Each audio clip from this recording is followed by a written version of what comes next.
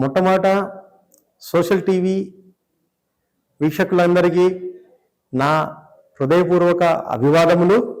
ఈరోజు ఈ యొక్క ఆర్టిఫిషియల్ ఇంటెలిజెన్స్ గురించి నేను ఒక 2 విషయాల గురించి చెప్పబోతున్నాను.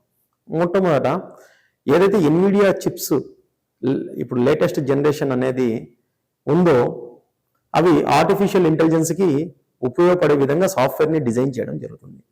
ఎప్పుడైతే మెయిన్ సిపియు నుంచి గ్రాఫిక్స్ ప్రాసెసర్ యూనిట్స్ కానీ ఆ తర్వాత డిఎంఏకి కానీ ఈ యొక్క ఆర్టిఫిషియల్ ఇంటెలిజెన్స్ని ఇంప్లిమెంట్ చేయడం ద్వారా అంటే స్పీడ్ పెంచుతున్నారు, ఒక పక్క సాఫ్ట్వేర్ ప్రోగ్రామింగే పెంచుతున్నారు.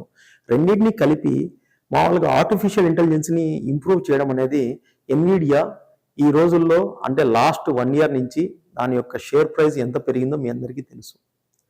కానీ కరెక్ట్గా ఇప్పుడే మీరు ఒకటి విషయం జాగ్రత్తగా గమనించాలి. ఎప్పుడైతే ట్రంప్ గారు తన యొక్క అనిశ్చితమైనటువంటి ఈ యొక్క రెసిప్రోకల్ ట్యాక్సెస్ ఇంప్లిమెంటేషన్ చేసి ఆర్థిక వ్యవస్థ మీద ప్రభావం చూపడం మొదలుపెట్టారో ఆ టైంలో కరెక్ట్గా డీప్సీక్ చైనా అంటే ఈ యొక్క చైనా దేశం డీప్సీక్ ఆర్టిఫిషియల్ ఇంటెలిజెన్స్ వచ్చేసి నార్మల్ ఆర్టిఫిషియల్ ఇంటెలిజెన్స్ కంటే కూడా చాలా ఎఫెక్టివ్గా పనిచేస్తుంది అని చెప్పి ప్రూవ్ చేశారు. అది కూడా ఎలా?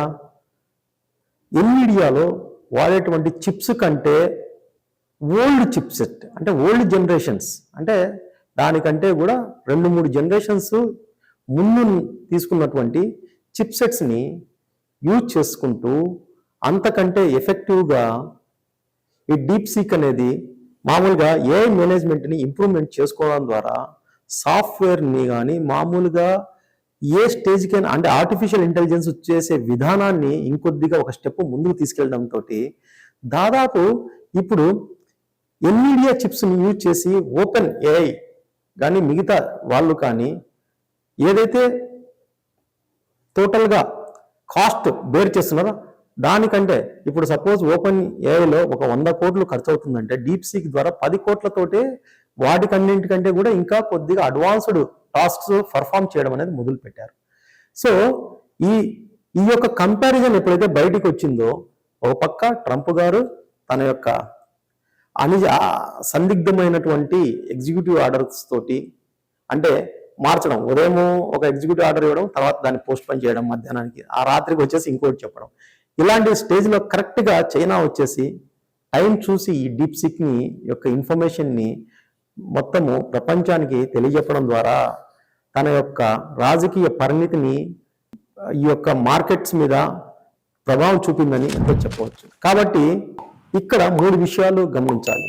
ఈ యొక్క ఒకటే రోజులో $800 billion ఉన్నటువంటి $800 billion ఎలా పడిపోయాయి?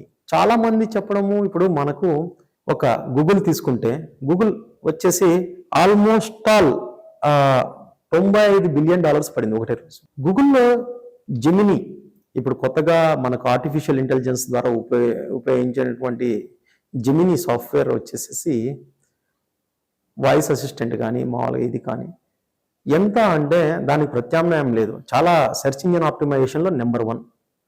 అలాగే ఇప్పుడు అమెజాన్ $50 billion పడింది. మీకు యాపిల్ వచ్చేసి $175 పడింది. టెస్లా వచ్చి $125 billion. యాపిల్ కూడా $175 billion తగ్గిపోయింది. ఈ రకంగా టోటల్గా మైక్రోసాఫ్ట్ కూడా $90 billion తగ్గింది. ఓకే, సో ఇలాంటివన్నీ కూడా చూసుకున్నప్పుడు మనకి ఒక విషయం ఇక్కడ గుర్తుపట్టాలి. ఎందుకు ఒకటే రోజు అన్ని తగ్గిపోయాయంటే ఈ యొక్క అది కూడా S&P అమెరికన్ యొక్క టాప్ 500 కంపెనీస్లో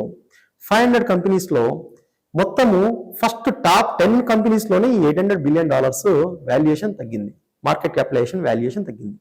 ఎందుకు మీరు గమనించినట్లయితే ఫస్ట్ లాజిక్ ఏంటంటే ఈ యొక్క డీప్ సీక్ తర్వాత మొత్తం టెక్నాలజికల్ కంపెనీస్ అన్ని కూడా ఎన్విడియా తోటి రివ్యూ జరిపినప్పుడు Nvidia is unable to prove that it can be better than the deep seek.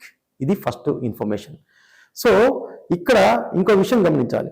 Technology companies అన్నీ కూడా రీయునైట్ అంటే యునైటెడ్గా మొత్తము ఎన్విడియా తోటి నెక్స్ట్ 10 to 20 years అగ్రిమెంట్స్ అనేది చేసుకొని ఎప్పుడైతే డీప్ సీక్ కంటే కూడా ఏఐ మేనేజ్మెంట్ని ఎఫెక్టివ్గా అంటే ఇంప్లిమెంట్ చేయడం అనేది కాస్ట్ ఎఫెక్టివ్గా చేశారో, అంటే కాస్ట్ ఎఫెక్టివ్ కాదని చెప్పేసి నమ్మారో, ఇమీడియట్గా వాటి వాల్యుయేషన్స్ అన్ని కూడా పడిపోవడం జరిగింది.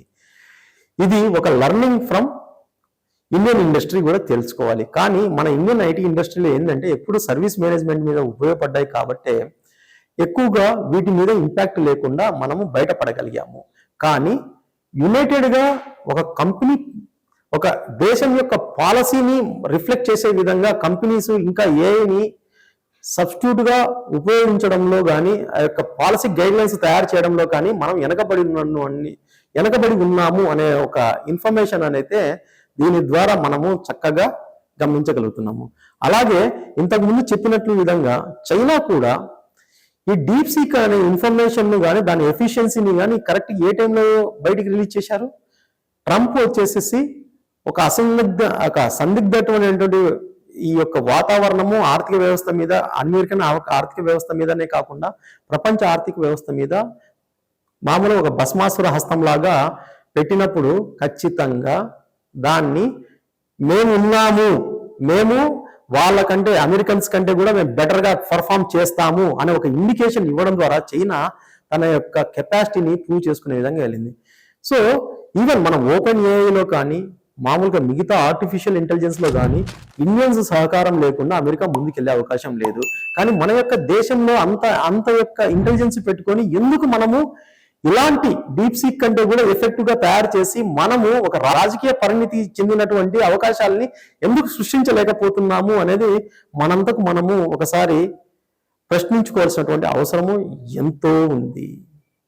అలాగే ఈ యొక్క ఆర్టిఫిషియల్ ఇంటెలిజెన్స్ని మనము మన యొక్క గవర్నమెంట్లో సంబంధించినటువంటి వ్యవహారాల్లో ఎందుకు ఇంకా దాన్ని మనం పేటెంట్స్ తీసుకోలేకపోతున్నాము, ఎందుకు మనము దానికంటే ముందు అడ్వాన్స్డ్గా చేయలేకపోతున్నాం అనేది మనం ఒకసారి పరిశీలన చేసుకుంటే దీనికి గవర్నమెంట్లో ఎవరైతే దీనికి బాధ్యులు అంటే ఒక ఐటీ డిపార్ట్మెంట్ కానీ, లేదా ఒక ఫైనాన్స్ డిపార్ట్మెంట్ కానీ, ఒక ఎలక్ట్రానిక్స్ డిపార్ట్మెంట్ కానీ, లేదా అత్యున్నతమైనటువంటి డిఫెన్స్ డిపార్ట్మెంట్ కానీ, ఇవన్నీ కూడా కలిసి ఒక ఏఐని మనకున్నటువంటి వనరులతోటి ఎప్పుడైతే ఇంటిగ్రేటెడ్ ఫామ్లో మనము నిర్మించుతామో మనం ప్రపంచంలో నెంబర్ 1గా వెళ్ళడానికి ఎంతో అవకాశం ఉంటుంది.